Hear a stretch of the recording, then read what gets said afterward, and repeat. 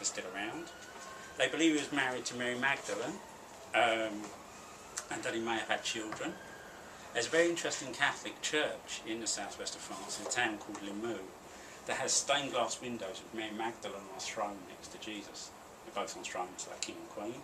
Another one of them getting married, and another one where Jesus says to Mary in this inscription, "Woman, I give you a son," and he has a boy with him. So even within the Catholic Church, certainly in the area around the Chateau, this belief is accepted. So it's not just people from the outside saying, "Well, we've got these ideas." There is a belief that has gone through. There's a tradition that goes right back. It was in the Cathars 1,000 years ago. So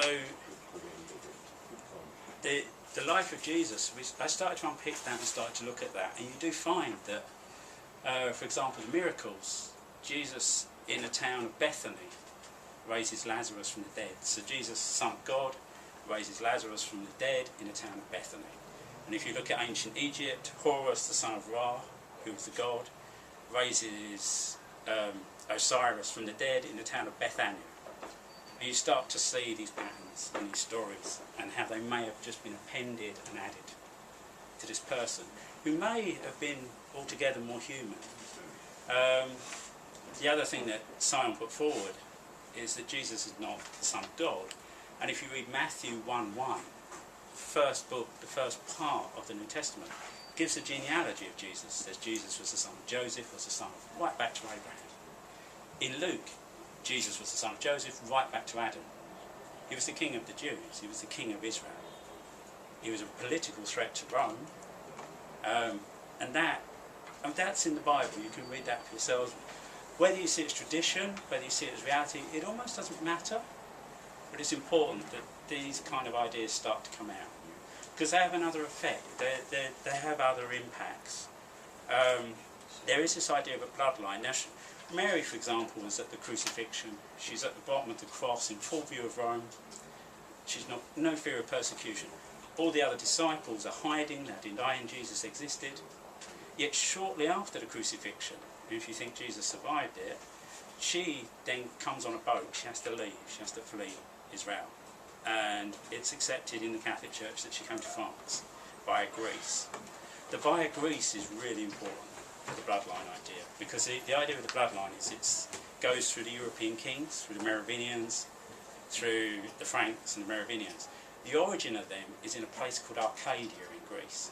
Arcadia turns up time and time again in this mystery. And at the time, the tribe of Benjamin, originally they were the founders of Jerusalem. They'd been exiled to Greece, and they were the descendants of Mary Magdalene. She was of the tribe of Benjamin. So her tribe were in that area. They actually came from Jerusalem and they went to Arcadia in Greece. And then she stops off on the way to France. And if she had a child and she left them with her tribe, you can understand how this idea starts to grow. That the European, the Frankish kings and Merovingians come out of that bloodline. Because it's simply the tribe of Benjamin and the tribe of Judah. So there are these ideas that they're putting forward, and they've done this for a long time. You can find evidence for it in art, you can find it in churches, you can find it within and without the church. And let me see where I am in this so I don't just go off.